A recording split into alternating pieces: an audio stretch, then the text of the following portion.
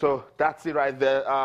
Tolu, you started off with basketball. The D Tigers didn't go the way we expected. Yes, we talked about the preparation and all, but let me just run through Group A for the 2019 FIBA World Cup African qualifiers. We have Guinea, South Africa, Cameroon, and Tunisia. Tunisia, defending champions. They won the last AfroBasket that they hosted. Group B, we have Uganda, Rwanda, Mali, and Nigeria in Group B. In Group C, Congo DR, Angola, Morocco, and Egypt.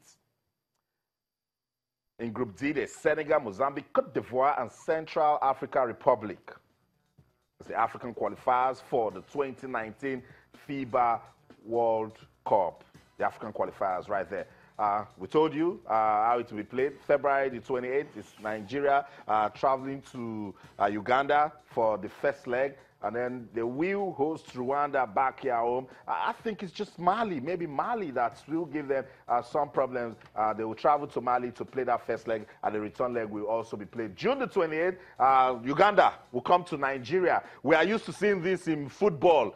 Basketball, they have said it a long time that they're going to play 2 legs for the World Cup qualifiers, and it's getting very interesting. And then they will travel to Rwanda and then host Mali right here in the country.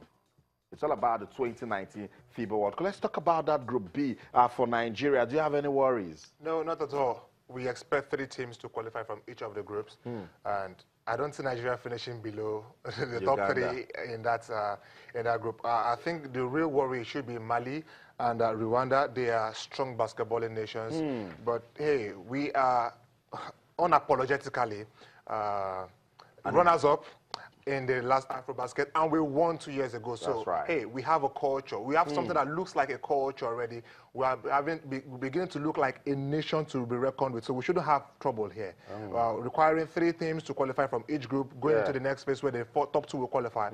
I think our real focus should be getting the qualifying series wrapped up as quickly as possible, so that, of course, you know, the players can equally have have a breather, because it's going to be a long stretch. If we make it out of this opening group, going to the next round, another round of nearly 6 games to be played, that's about 12 in total before the final round, which pits about 9 teams together, where the final 5 teams will be picked. It's a long stretch of games, and you know, the earlier we wrap things up, the better for us. I like what you've just said. You've just emphasized the fact that it's a marathon. It's a long way to qualification. And Alfred, for that kind of marathon, you need logistics to be on point. Administratively, you should be doing everything to ensure that these players are in top shape, and then the team is going. That is what the MBBS should start planning now. I think the basketball family is beginning to too. Football has given them a template. This sport should belong to the people, and instead of going to one country and concentrating all of the games, you move it around so that people can relate. It's safe to say that basketball is perhaps maybe the second most popular sport on the continent, and so this format, the home and away format like football, is something that will further deepen the game. Having said that, just like you mentioned, the logistics of basketballers are not regular people. That's right. They are not regular people. They require special attention because of the size of the people that play this game. I had the misfortune of trying to interview a basketballer once, and I saw the picture. It wasn't just looking nice.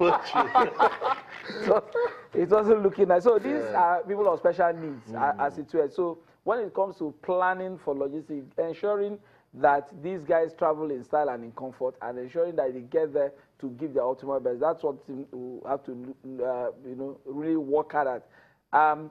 It's true that the MBBF will have to. Is it 2 groups or 2 factions, if you like, the Kano and the Abuja? I expect that by now they should have started talking, and we know where we are in all of this. But FIBA has given a deadline of November to know where we are headed, and we expect that we should be able to sort out ourselves before our external bodies come to do these things for us.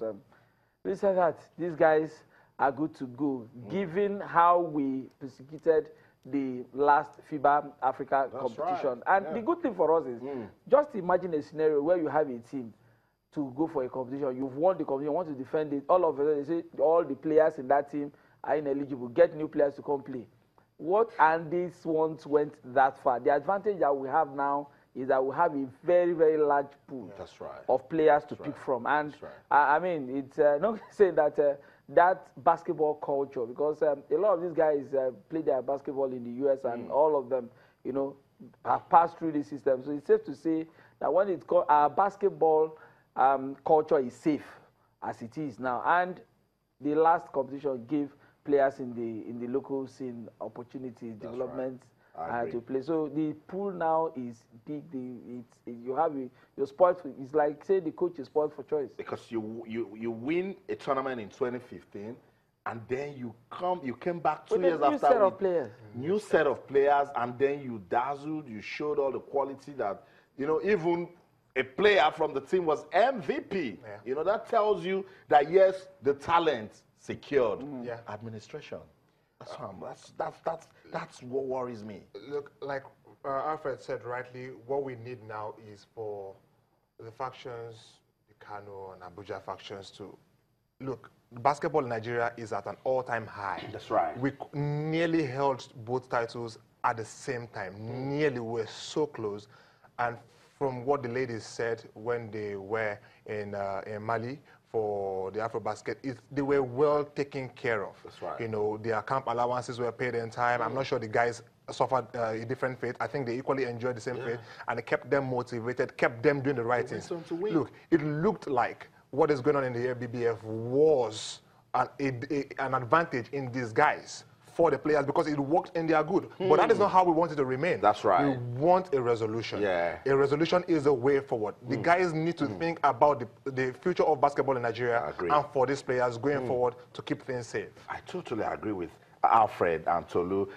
We have the talent, but we must get it right with administration. Remember, FIBA has given Nigeria up until November the 30th to settle all of the crises, all of the disputes, the rancor, whatever it is.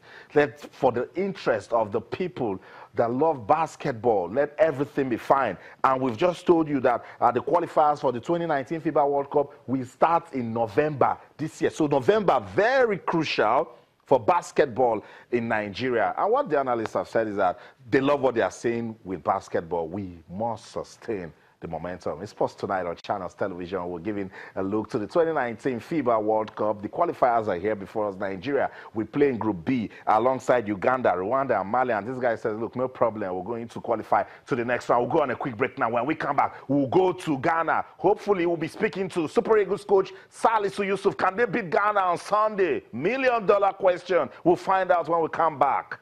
Stay.